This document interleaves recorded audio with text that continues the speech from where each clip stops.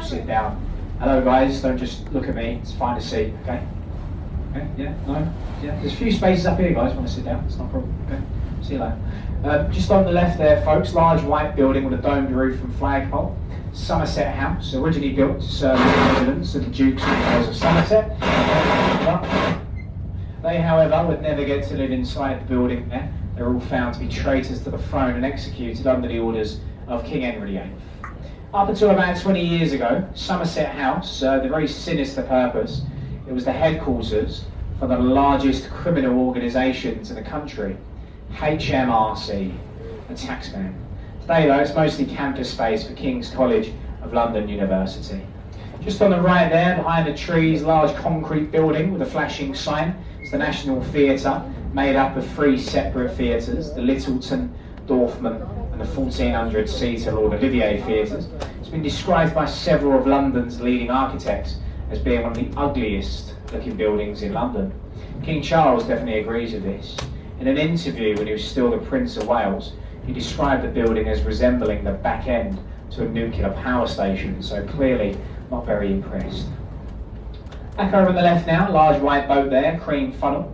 That's called the Wellington.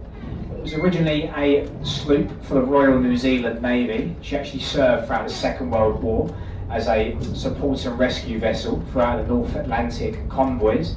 She was decommissioned after her military service, donated to the British Royal Navy. She sat here in London ever since as a floating drinking hall for retired sea captains. Their president for many years, a man up until his death, by the name of Prince Philip, the former Duke of Edinburgh, of course our late Queen's husband. At the back of the Wellington there, in amongst the trees, we can just see the top of a large stone archway. That's called the Temple Arch, or the Temple Gate. It's the official dividing boundary between 2 cities. We have the city of Westminster, which we're just leaving, and we're now entering into the 1 square mile city of London. Now, not a lot of people know this, but London itself, the city of London anyway, it's one of the smallest capital cities in the world. Only covers an area of 1 square mile.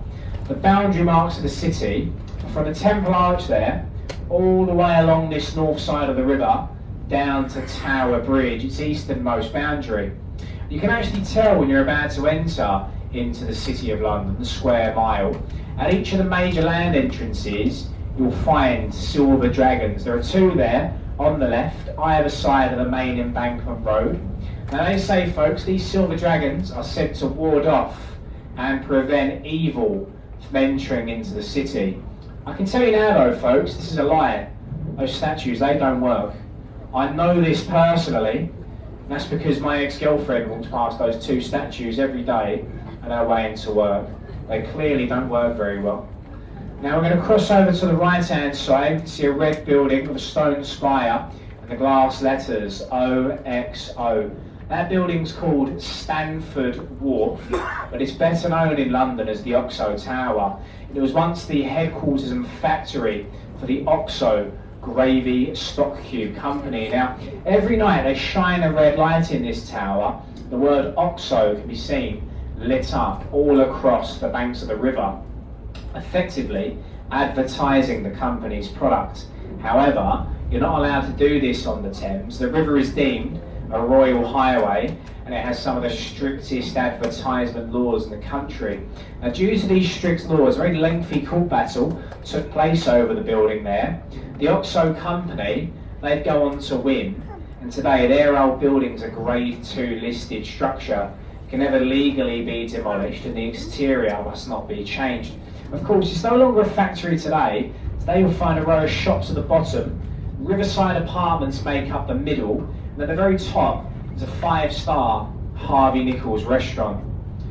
Now we're going to cross over to the left-hand side now, where we can see a red brick Gothic style building there. That's called the Sion Church and Library. It was built for the clergy of England. It's where young men would travel to learn the art of priesthood. Religious artefacts and manuscripts are also held in there, one of them being Queen Victoria's own personal Bible and diary. If we continue looking left here, just next door to the old Sion College, we have a white building with a green roof and a spire on top. It's the original site for the City of London School for Boys, But over the years, lots of our former prime ministers and elder statesmen would have began their education in this building, most notably a man that we're probably all familiar with by the name of Sir Winston Churchill. He was our wartime prime minister. If we take a look at the front of the building there, between those 5 archway windows, we're going to see some figures carved into the stonework of the building there. These are depictions of some of England's most notable scholars. From left to right, there are John Milton, Sir Thomas More, Sir Isaac Newton. The one on the end there, holding the football, that's David Beckham. Of course, I'm only joking, folks. We all know David never went to school. The last statue, that's William Shakespeare. Now, this building no longer serves as a school today. It's actually an office complex. It's owned by J.P. Morgan, the American bank. The new school is just further downstream through these 2 bridges.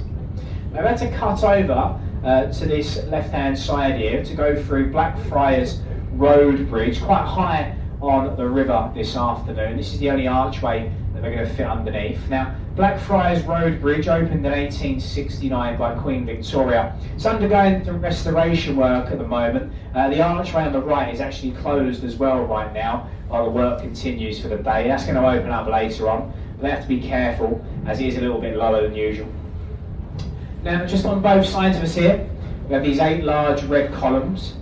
These are the remains to the Alexandra St Paul's Railway Bridge, designed by Brunel, the Victorian engineer, used to support the Chatham to Dover railway lines. The top half of this bridge became unstable in the 80s and it was demolished. Some of these columns, though, they've actually been used to widen the next bridge there, Blackfriars Railway Bridge. This bridge was widened in 2012. They built a new train station on top, Blackfriars National Rail. It's the only train station in London you can access on both sides of the river. Very handy for the commuters. Now, as we come through the bridge, just to the right here, there's a large brick building with a tall chimney stack. That's the site for the old Bankside power station. Now, originally, this was an oil-burning power station. Due to the high cost of oil, it was forced to close down. And today, it now serves as the home for the Tate Modern Art Gallery. Now, folks, you'll be glad to know the Tate Modern is completely free to enter. You pay nothing for the admission. After walking around the building, though, for about 5 minutes, you do tend to understand why. Inside, you'll find exhibits such as unmade beds, light bulbs that flicker on and off, and piles of empty beer cans. If there's anyone on the boat interested in seeing anything like that, you can come round my house. I won't charge you either. Now, if you're more of a fan of traditional art, though, just on the left there, we do have a lovely view of the light grey dome and the golden cross of St Paul's Cathedral. It stands at a height of 365 feet tall, although its foundations are only 4 feet deep. It was designed by the architect Sir Christopher Wren. It took over 35 years to build, finishing construction in the year 1710. It's also the 2nd largest unsupported cathedral dome in the world. The next bridge in front of us, this is the Millennium Footbridge, designed by an architect called Sir Norman Foster. It opened in January year 2000. Now, when this bridge first opened, on its opening day, it was unstable.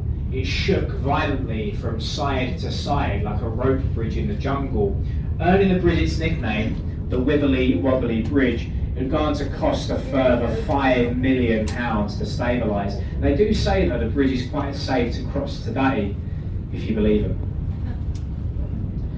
Now, just on the right hand side there, we have a white circular building, oak beams and a thatched roof.